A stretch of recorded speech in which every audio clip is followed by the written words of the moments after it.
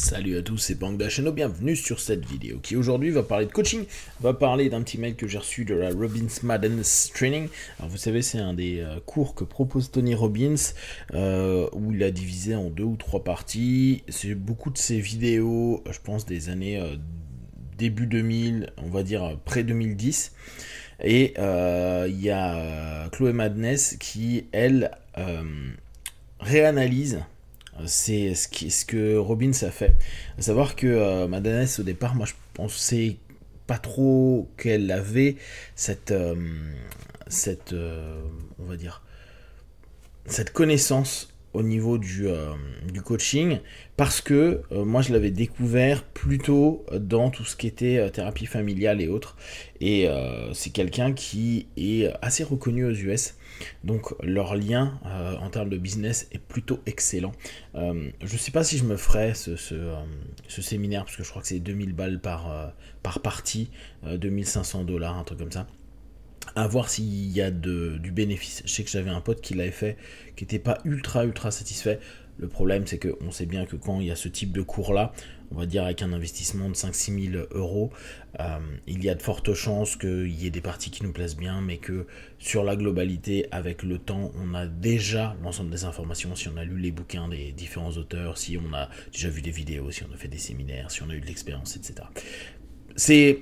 Peut-être qu'un de ces quatre, je vous ferai un résumé, parce que je me serais dit, allez, bon, je me lance, j'ai un peu de sous-formation de côté, c'est parti. Alors, j'ai reçu donc un mail, parce que régulièrement, ils relancent pour qu'on puisse s'inscrire à leur formation.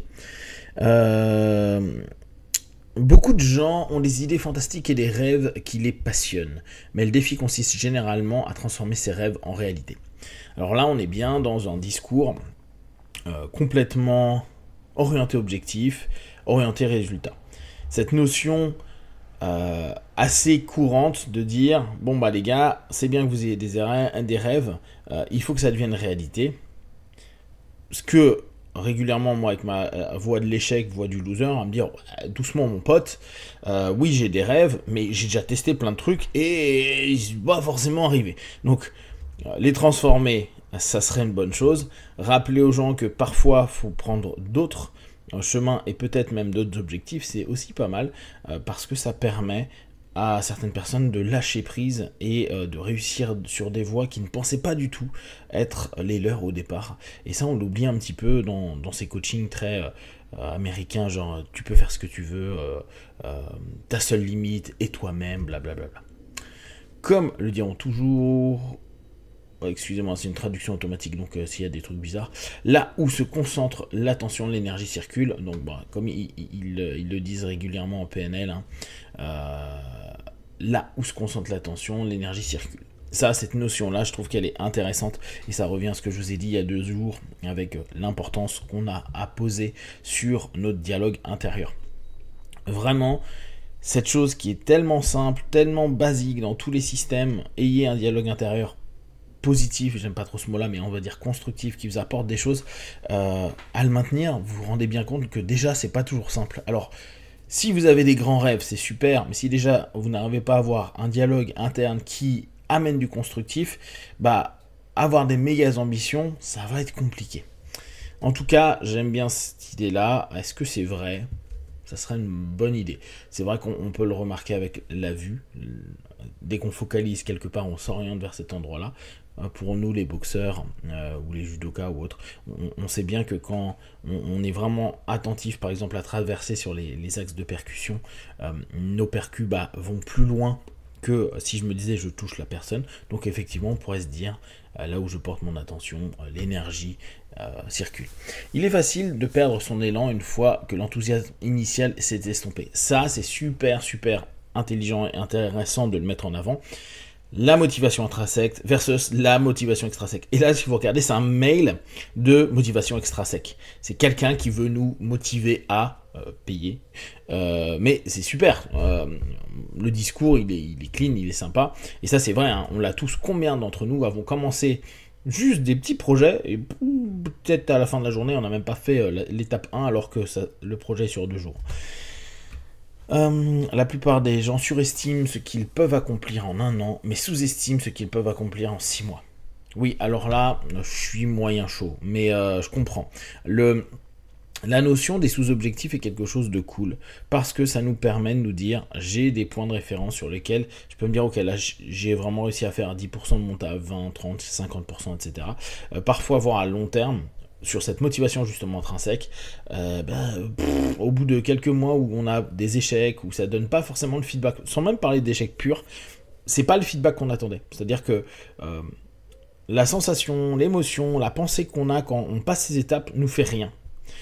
C'est-à-dire que le processus, je reviendrai dessus, parce que je viens de faire un essai sur le truc, mais le processus, c'est-à-dire les tâches, n'apportent pas de bénéfices, ou en tout cas peu, et les gens attendent le résultat, c'est-à-dire ce que l'objectif a à apporter. Et souvent, il y a un mismatch et les gens arrêtent, parce qu'ils sont pas OK avec les tâches, ça leur apporte pas grand-chose. C'est là qu'interviennent mes 3 piliers pour un succès véritable et durable. Pilier 1. Concentrez-vous. Soyez clair sur ce que vous voulez et pourquoi vous le voulez. Faites en sorte que cela soit si convaincant que vous ayez envie d'aller de l'avant. Cette notion de concentrer, focus, etc., pour moi, c'est un des éléments clés de façon générale dans notre quotidien. Surtout, et je reviens souvent dessus, je le sais, avec maintenant les écrans qu'on a partout, avec tous les alertes qu'on peut avoir, ça vibre, il y a une notification, etc. Réussir à rester focalisé. L'un des chemins les plus simples, c'est vous mettez votre timer sur des temps et pendant ce temps-là, vous ne faites que ça. Si vous voulez aller sur un réseau social, mettez-vous 5 minutes, mettez début, fin, vous arrêtez, vous faites autre chose. Vous voulez lire un truc, mettez 30 minutes, fin, 30 minutes, vous pouvez faire autre chose. Pendant ce temps-là, rien ne doit vous interrompre. Alors bien sûr, si vous avez des enfants ou qu'il y a des choses à faire, bien sûr, mais outre ça, vous restez focalisé. Et c'est vrai que cette notion de focalisation est intéressante.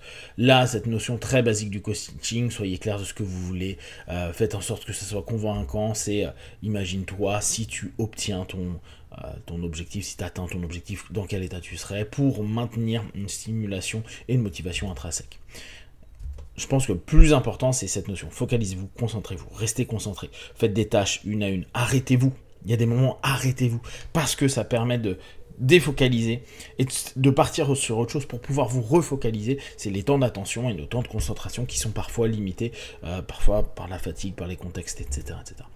Obtenez les meilleures stratégies, ça c'est le pilier 2, les meilleurs mentors, les meilleurs outils, les meilleurs coachings. Vous voyez vers quoi il nous emmène. Si vous prenez son séminaire, bien sûr, on aura les meilleurs, et ils sont considérés comme les meilleurs. Donc en gros, pour nous, simplement, s'entourer des bonnes personnes.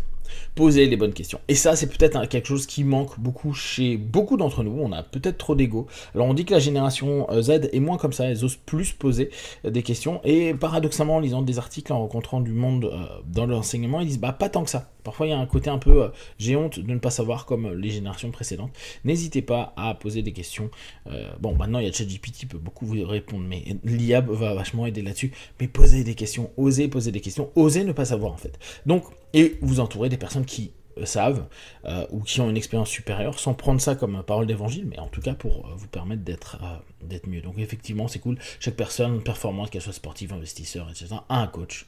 Donc voilà, là, il vend son business. J'ai moi-même eu la chance d'encadrer McGregor, Williams, etc. Dernier pilier, repensez vos croyances. Le plus important est de débloquer, de libérer, d'éliminer les conflits intérieurs, y compris les croyances sur la façon dont les choses devraient être. Ces conflits intérieurs peuvent entraver le pouvoir des piliers 1-2. Effectivement, ça on le sait, c'est tout le boulot qu'on fait dans le coaching, pour ceux qui font du coaching, ou dans l'accompagnement thérapeutique dans ces aspects-là. Nos problèmes dans la vie et nos blocages sont les paradoxes, les injonctions contradictoires, les éléments qui font que on veut un truc mais on fait autre chose, on croit en quelque chose mais on croit aussi à son inverse, et c'est un petit peu compliqué. Et c'est pour ça que la focalisation, la notion qui au bout d'un moment on dit ok c'est ce chemin et pour l'instant je me focalise que sur ça, c'est-à-dire j'enlève les dissensions, et là encore, même si je sens qu'il y a des choses qui sont ambivalentes, je prends un chemin et j'y reste, est souvent plus intéressant, quitte à se remettre en question à la fin des étapes importantes de notre quotidien. Ce petit mail, il est sympa. En tout cas, je trouve que les 3 piliers sont intéressants. C'est pas des piliers, c'est des points de réflexion qu'on peut avoir au quotidien. Vous connaissez déjà certainement. N'hésitez pas, si vous avez des questions et des remarques, à le partager sur Facebook, YouTube. J'y répondrai le plus rapidement possible, comme d'habitude. De tout ce que je propose, ne prenez que ce qui est bon et juste pour vous tester, observer, analyser et conclure. Be one. Ciao.